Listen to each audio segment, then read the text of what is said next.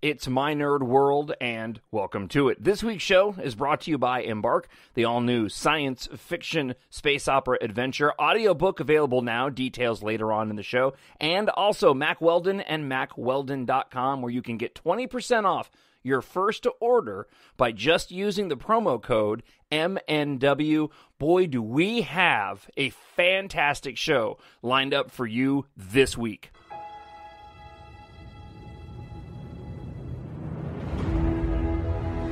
Nothing will stand in our way. I find your lack of faith disturbing. I will finish what you started. Who are you? I'm no one.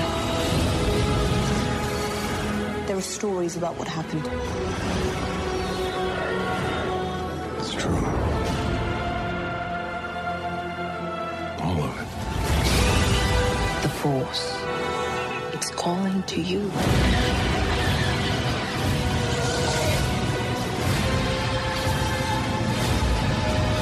May the Force be with us. My nerd world. Just let it in. Oh, Jabba. Why does she get a blaster and I don't? Oh, Jabba. This is one of those serendipitous moments where I'm so glad that I didn't do the show earlier today. I'm a firm believer that everything happens for a reason in life. And it's a core theme that runs through my space opera novel, Embark. Audiobook is now available. I will give you details about that a little bit later on. But I had every intention of doing the podcast earlier in the day today, but life got in the way and I had other responsibilities I had to take care of. And I'm so glad that I did. Because in the time that I walked away from my computer until I sat down right now, a major piece of information dropped. Words from one of the actors in an interview with Deadline that I will share with you coming up in just a moment. Also, a lot of listener feedback and a controversial listener feedback this week. Many of you have been writing in, and there's a level of frustration from some of you on a different level than what we've addressed before on the show. And rather than avoid it, I want to talk about it. So that'll be coming up in the latter half of the show this week. So before we get into the comments from Adam Driver about where the saga was going and what he knew, let me start off like I normally do with just sort of my thought going into the show. And this is where I was going to start things before this little piece of information landed here. So I'll keep it brief because this is kind of a big one. But I was watching Return of the Jedi last night, and I've talked many times on the show before my feelings about Return of the Jedi and how while I still love the film, of all the Star Wars movies, it is my least favorite. It does have some of my favorite moments, but as a whole, it's just my least favorite Star Wars movie. And I was watching Collider Jedi Council this week, and the female host, whose name escapes me, who I like quite a bit, and forgive me for not having her name in front of me, she was talking about how how Jabba's palace was like her favorite part of any Star Wars movie ever. All of Tatooine and Jabba's palace at the beginning of the film, the first 36 minutes of the film, was her favorite Star Wars, and it reminded me, how subjective obviously these films are. But as I'm watching the movie, my wife sat down and watched it with me, and it was later in the evening on Friday, and a thought occurred to me. And actually, this goes back to Collider Jedi Council. I've heard Christian Harloff complain before about the Rathtar scene when we first get reintroduced to Han Solo and Chewbacca in The Force Awakens, and how it kind of feels like a throwaway scene, and I didn't really care for it. I find that really interesting, and again, everyone's entitled to their opinion, but we really are blessed to have these new films in a time when everybody has the ability to express their opinion and give off a perception of a divided fandom that I don't believe exists. I think there's just a very loud minority that specifically doesn't like The Last Jedi. And what I'm driving at is, and I've alluded to this and talked a bit about this before, and I told my wife Melinda this last night, if Return of the Jedi were released today with the ability that we have to voice our opinions at the drop of a tweet, it would get lambasted. And I thought a lot about Christian Harloff's comment about the Rathtar scene, and I know he likes Return of the Jedi, but it's interesting because, and not a dig on the film, because I do enjoy the movie, but that film is a lot of fluff. I mean, you don't need the Rancor scene. You don't need the Sarlacc pit. The majority of the stuff that happens, apart from sort of the little bits and pieces that we get throughout the film leading up to the finale between the Emperor and Vader, I mean, that movie is kind of just filled with a lot of filler. The time spent in the Ewok village and C-3PO going back over the last couple of movies, and it reminded me, when you look specifically at The Force Awakens and The Last Jedi, those movies are filled with good stuff and relevant stuff, especially The Last Jedi. And for those that want to complain like about the Canto Bight scene, again, you want to talk, I mean, all the films have filler of some type. But it's interesting to me that a movie like Return of the Jedi doesn't get the same type of criticism that The Last Jedi gets, or that even The Force Awakens got, or, Solo for that matter. And Solo's a different beast, and so is Rogue One. Those aren't core saga films. I just thought it was really interesting that these movies are such a product of the time, and the original trilogy was such a product of its time. And I think a lot of times people lose sight of that. And I think a lot of times nostalgia paints a different picture about films, and I don't really have a larger point. I mean, I try to have a larger point, but I don't. It's just more of an observation, especially when you hear criticism and people complaining constantly about the movies that you enjoy so much. And we're going to get right into Last Jedi here before we get into the listener commentary, which will probably take up a bulk of the show this week. Is I know that I have to work at ignoring that criticism. I'm blessed to work in an industry, being a talk show host for 22 years, where I've kind of gotten used to it. But even then, I'm not used to it. It's tough to get any kind of criticism, even if it is coming from somebody whose opinion or whose primary goal is just to troll. So maybe when you hear criticism, you'll think a bit about this and how people will talk about how much they didn't like it. They thought that the Canto Bight scene was such a waste and not a bother, and why did they do that, or the Rathtar scene. But really, when you go back to the original trilogy, all the films are filled with those types of moments. And it really is part of what makes Star Wars great. It's just that I think our expectations are so high because of this thing that we love so much that oftentimes our vision becomes cloudy, and I think sometimes people become a little bit too irrational. All right, let's get right into the big nugget. Now that I've wasted 8 minutes talking about filler, this little nugget that just dropped, and this is going to be a lot of fun, especially for the Reylos out there, like me and like you. I need someone to show me my place in all this. Deadline.com just released an interview with Adam Driver, and he drops a very interesting little nugget.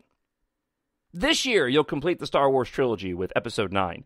Has it felt like a marathon journey after all these years? It's been my second time doing something where it's lasted 6 years. I think with Star Wars, it's 6 years this year that I've known about it or been working on it. I had this experience on Girls, says Adam Driver, where it was 6 or 7 years from the moment we shot the pilot to the very last thing. Since I've been working, it's what I've been used to, in a way where you do your other things and then you go back to see your friends. It's always good to go back to those groups. With Girls, there wasn't really an end in sight, so it was fun to develop it as it went and to think about where it was all going. Now's where this is where the commentary comes in. This is where it gets good, everybody. With Star Wars, says Adam Driver, I had one piece of information of where it was all going. And that's where it has been in my head for a long time. And things were building towards that. It feels very theatrical, if anything. Because in the plays that I've done, a 6-month run, on the very last day, you finally feel like, oh, now I have a better understanding of what it is that I want to do. I wish we could do this all over again. Working on a play, the questions you can ask yourself are infinite. And that's what's torturous about film sometimes. You only have one shot to get it right. And you can do a lot of takes. But we're not all going to get back together again and do this. But for something you're doing for 6 years, you still have a chance to go back and make something a little bit more articulated. Now let's go back to the most important quote in that whole piece. With Star Wars, I had one piece of information of where it was all going. And that's where it has been in my head for a long time, and things were building towards that. All right. So that is certainly going to open up a myriad of podcasting questions and commentary and opinion. This just dropped, and so I kind of feel like I'm on the precipice, or I'm on the leading edge of this one, which has me a little bit excited that I'm able to talk about it a bit. So, where's my initial feeling on this whole thing? I don't think it comes as any big surprise. It's Kylo Ren's redemption, and that's in some way, shape, or form tied to Rey and Kylo and to Reylo.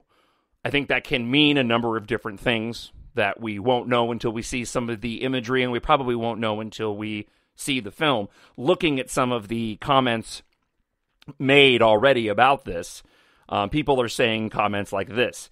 He already said that he knew Kylo's fate before, but I'm glad he said it again for the sequels are not planned crowd, right?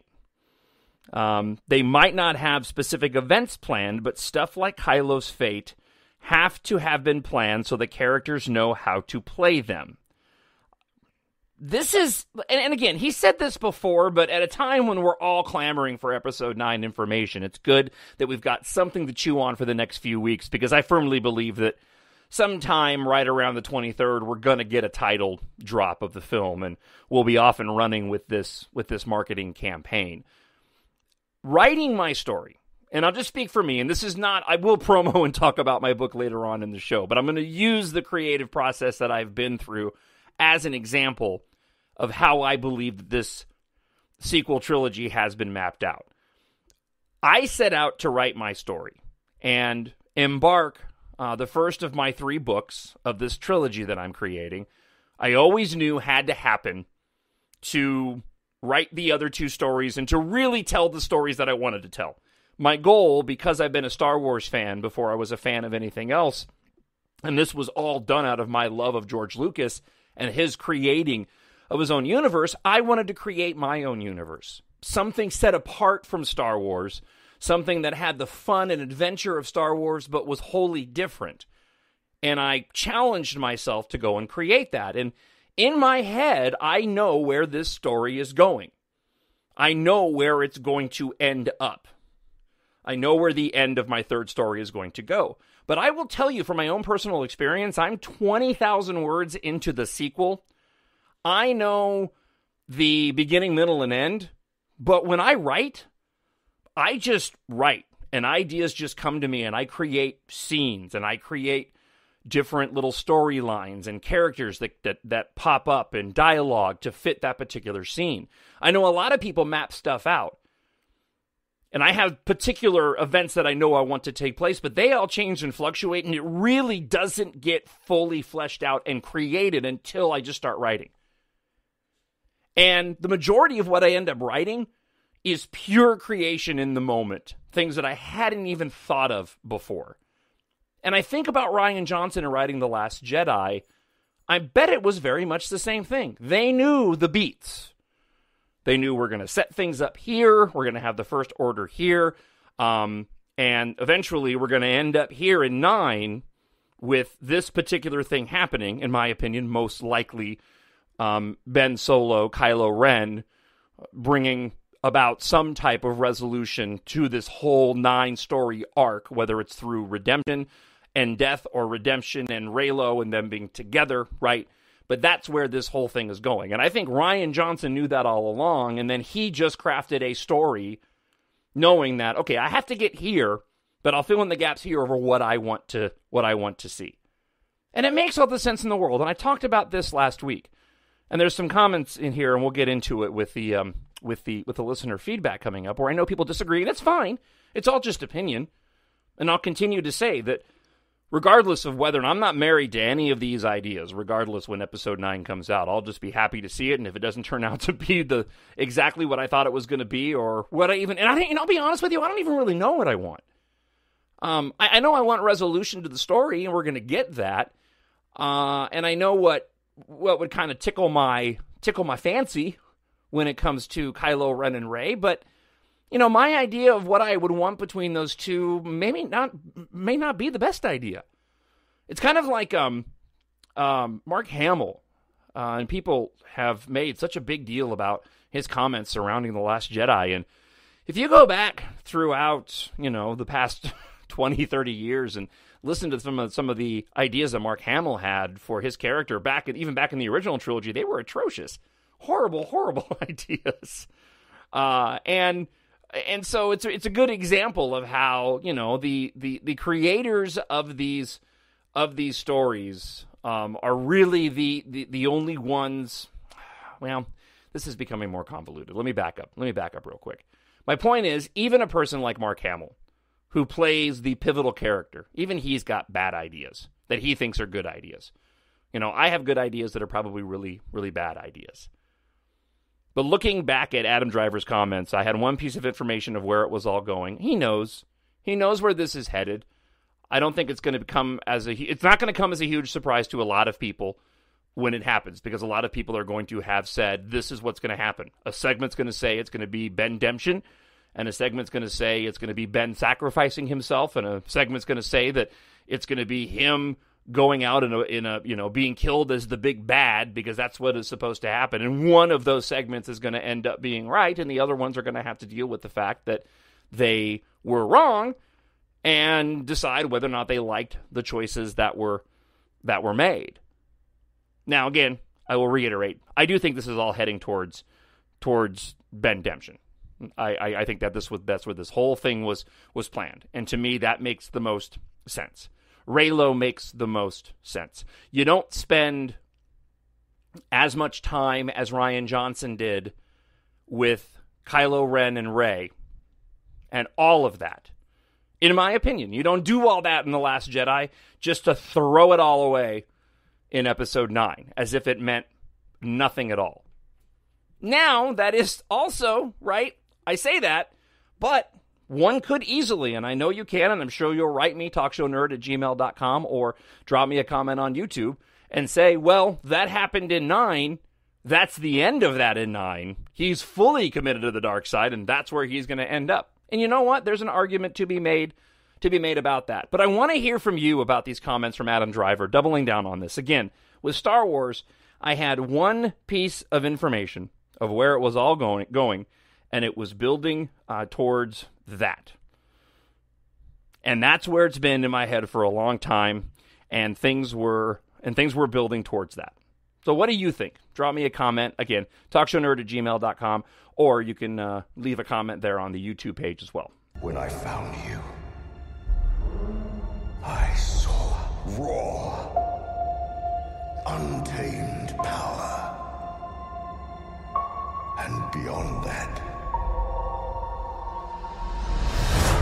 something truly special. We've been watching, and I wanted to talk a little bit about, this week about The Last Jedi. And it was actually a comment that I wanted to make last week, and I never got around to it. But we've been watching the Indiana Jones movies. My 12-year-old has never seen them. And as a matter of fact, I come to find out that my 12-year-old hasn't really spent viewings yet in linear form of the Star Wars films. And watching Return of the Jedi and him kind of bouncing in and out of the room, we realized, all right, you're going to have to sit down and we're going to have to go through all these movies. Oh, what a bummer. I'm going to have to go through all the Star Wars movies again with my 12-year-old boy. Oh, that's such a shame. But we were watching the Raiders of the Lost Ark movies. By the way, I always forget how dark Temple of Doom is. Like, I love the beginning of that movie, but holy cow, does that movie get dark in the middle. I mean, it really turns into a sort of a bizarro 80s horror Halloween film, Kalima Shakti Day. I always forget how dark that movie gets. I think because I'm not a big horror movie fan, so I think I kind of just push it out of my mind, and I always forget. Oh yeah, there's like a whole scene of Indiana Jones getting possessed by the Kali's blood. It's just so enjoyable and weird, and yet people had a hard time with Kingdom of the Crystal Skull. But yet nobody really took issue at the time. And this, you know what? Real quick, that's a really good example. Going back to this idea of nostalgia then and now, and how movies get trashed now as opposed to then. Think about that, because that made me laugh. It's like, wait a second, you mean to tell me the Temple of Doom, when Indiana Jones got possessed by drinking the Kali's blood, and they were doing human sacrifices and pulling hearts out of chests and all that rot, everybody was cool with that, and yet metaphysical, world between world aliens in Kingdom of the Crystal Skull is somehow bizarre. Just making my point. Okay, this is what I wanted to say, though. The Last Jedi has a timeless feel to it. And I don't know if this is another one of the reasons why so many fans have a hard time with it, but I'm watching Raiders of the Lost Ark, and I kept thinking about The Last Jedi. And if you haven't watched Raiders of the Lost Ark, if you're in the mood and you want to just want to see what I'm talking about, go watch Raiders of the Lost Ark, especially if you haven't watched it in quite a long time. And I say that because watching that movie, right, it's a product of the 80s, and I've seen that movie hundreds of times. I mean, I have the thing memorized. But that movie just has such a timeless quality to it. The way that it's shot, its pacing. I mean, my 12-year-old absolutely loved it. And that really, really says something for a movie made in the 80s, because the pacing was just a lot different back then. But there are so many the cinematography and the acting and the way that things are framed. They're not one-to-one comparisons, but just an overall vibe. And I'm watching Raiders of the Lost Ark, and I'm thinking, man, that's what The Last Jedi already has to me. It feels like a movie that's existed for a long time and will always feel fresh when you watch it. Because Raiders of the Lost Ark always feels fresh when you watch it. It just has it has such a uniqueness to it. And The Last Jedi has such a uniqueness to it that it's instantly a classic. It is probably the best example of an instant classic, in my opinion. The Last Jedi is. I did a whole podcast talking about what a masterpiece I thought that movie was. And Raiders of the Lost Ark really reinforced it for me. And in my opinion, you can't say that about the other Indiana Jones movies. You can't say that about Temple of Doom. Last Crusade is a ton of fun. That movie that movie just goes. It just goes. It's just so much fun. But it doesn't have that specific quality to it. And one of the other things that Raiders and The Last Jedi share, and then we'll get to listener feedback this week, because again, I wanted to spend at least half the show talking about the listener feedback this week. Even the quiet moments are just incredibly compelling. You watch Raiders of the Lost Ark, and for me, there's no point of that film that's boring. The scene when Indy thinks that Marion is dead, spoiler alert, and he's in the bar, and he's talking to Beloche before the kids come in and rescue him, and he's talking about, what about the Fuhrer? I thought he's waiting to take possession. And he's like, you want to go to hell? Let's meet him together. I got nothing better to do. And then the kids come in and rescue him. I mean, those quiet moments when he's talking to Sala, they're just so rich with detail. And the dialogue just drips from the screen. And for me, that's what The Last Jedi does. I really do hope, I really do hope one day I can talk to Rian Johnson.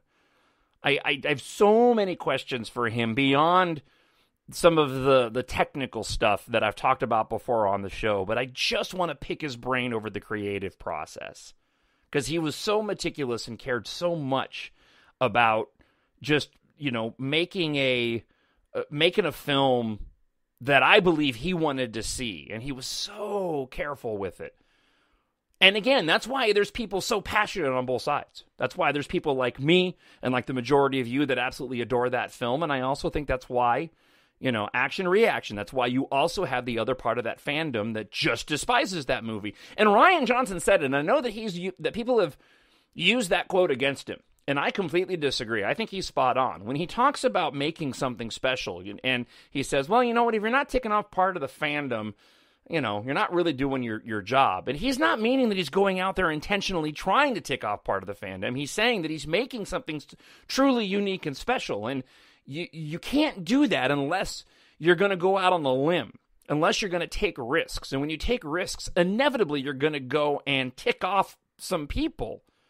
But the people that you're able to bring along with you are really going to go along for the ride. And I tried to do something very similar with Embark, and I don't know if I pulled it off. I'm a first-time writer or whatever, but that's what I tried to do with that book. I wanted to write something that I would want to see on the big screen or that I would want to read. And I'm like, man, some people are going to dig this, and some people are not going to dig this. Thankfully, the majority of people so far really like it. It could just be that people that don't like it don't want to waste their time telling me they don't like it, in which case I'm totally fine with that. All right, before we get to listener feedback this week, I do want to remind you that, and this is not a dig on you, but unless you're actually wearing Mack Weldon right now, Mack Weldon is better than whatever it is that you're wearing right now. Unless you're wearing Mack Weldon. You go to MackWeldon.com, and the thing about the website is that even if you're not finding anything for yourself, you're going to find something there for somebody, right? Whether it's undershirts, socks, underwear, hoodies, sweatpants, right? They have a fantastic selection to choose from for you or for anybody that you know. And they want you to be comfortable. And they're so adamant that you're comfortable wearing their clothes that if you don't like the first pair of whatever it is you order, you can keep it. And they're still going to refund you, no questions asked. And not only does Mack Weldon's underwear, socks, and shirts look good, they look fantastic. They perform well, too. It's good for working out. It's good for going to work. It's good for going on dates. It's good for just hanging out with the wife. It's good for everyday life. If you go to MackWeldon.com and you use the promo code MNW, you're going to get 20% off your first order. That's MNW for my nerd world, in case you didn't figure that out. Use the promo code MNW and get 20% off your first order at MackWeldon.com. I need someone to show me my place in all this. I think I may have used that drop earlier in the show, but I don't care. All right, let's get to listener feedback this week. TalkShowNerd@gmail.com, or as always, you can email me, or you can leave a comment on YouTube as well. And we'll dive right into it. SJ's has a couple of different comments. We'll start off with this.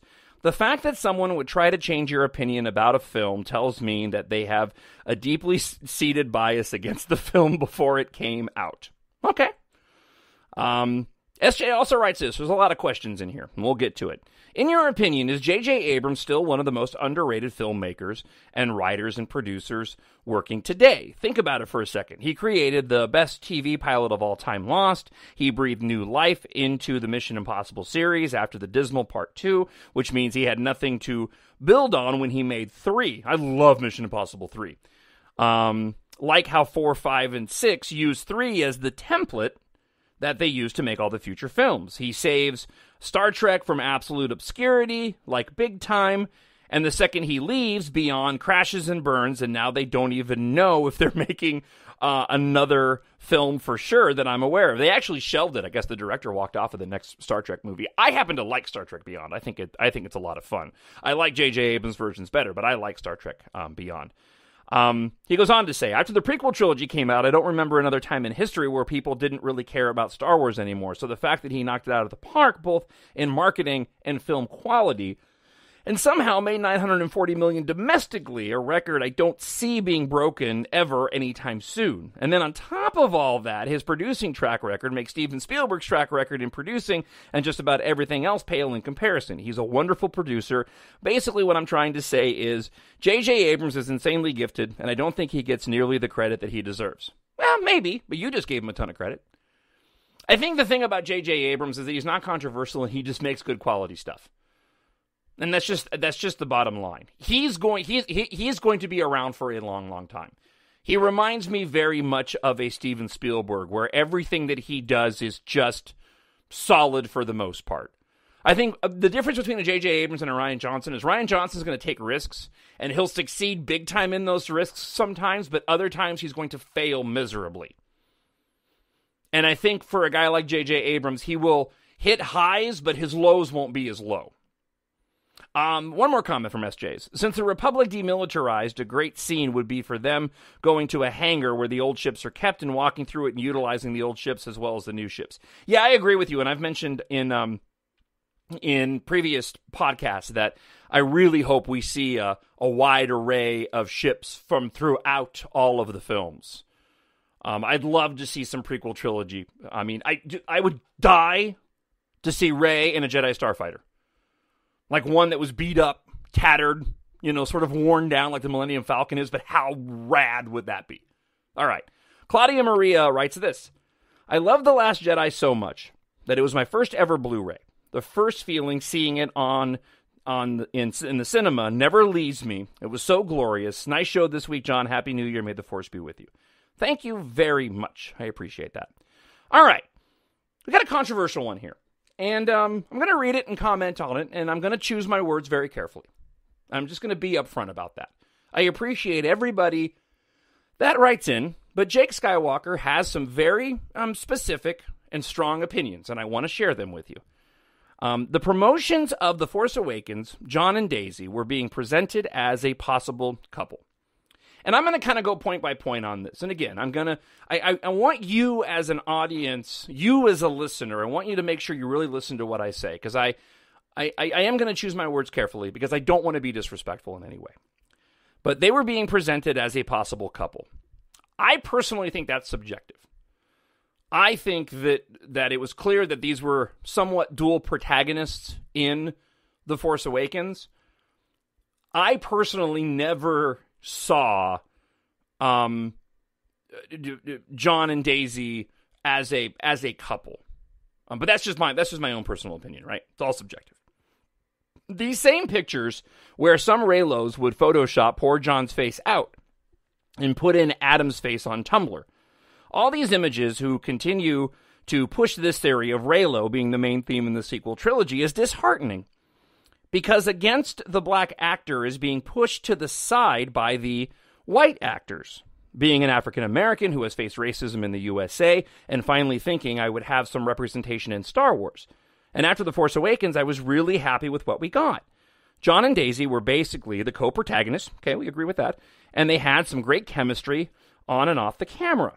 And then along came Rian Johnson and basically ignores the Force Awakens threads and puts Finn in a silly prequel-like C-plot following some new shoehorned-in character to have him repeat his arc from the first movie. But this time, he decides to finally join the Resistance. So basically, Rian Johnson decides to put the two white actors back to the forefront of the movie.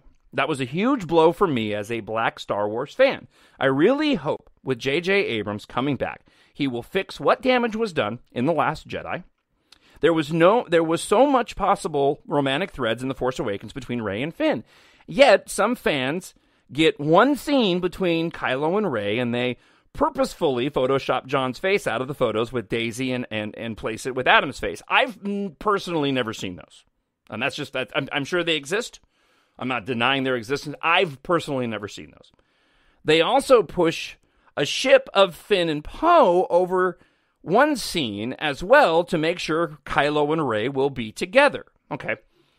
I don't agree with that either. I've seen people that ship Finn and Poe, but I've never seen it because they're trying to push the Reylo. I've seen those things separate. But again, that's just perception. It's really sad, Jake goes on to say. But I guess if you're not a minority in this country, you will never know how hard of a life it is. You are right about that. Thanks for your time from a disheartened black Star Wars fan. I want to address specifically and just provide an alternate viewpoint. Obi-Wan Kenobi's words to Luke Skywalker and my watching of Return of the Jedi is incredibly relevant to this particular conversation. The conversation that Obi-Wan Kenobi has with Luke Skywalker in Return of the Jedi when he shows up as a Force ghost and explains the certain point of view, right? We're going to find that the truths that we hold dear, right, largely depend on your point of view. everybody has a right to feel what they want to feel, right? And Jake Skywalker in his comments, and I really do appreciate him writing it, obviously has a right to his opinion, and I wholly respect that. I do want to, and I'm going to provide sort of an opposite viewpoint when it comes to John Boyega. I know a lot of people didn't like the Canto Bight sequence.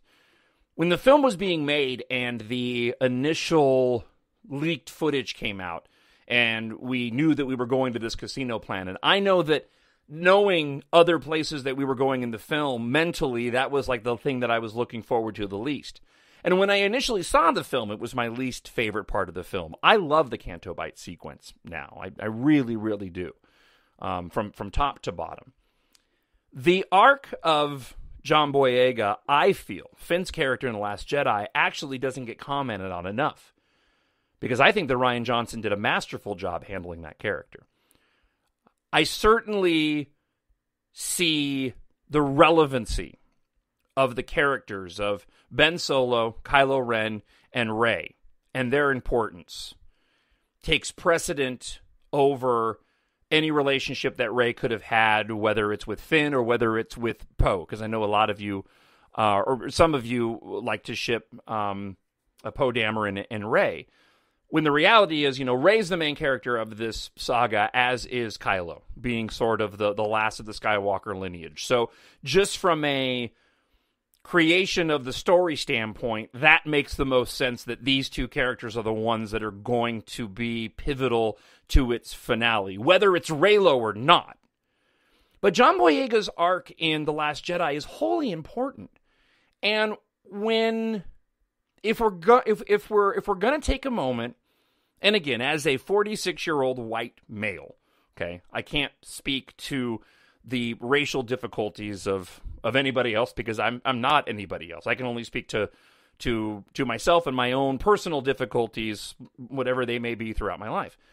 However, I do know that watching the reaction to Kelly Marie Tran, her introduction into this film and what her character means to that community has been incredibly important.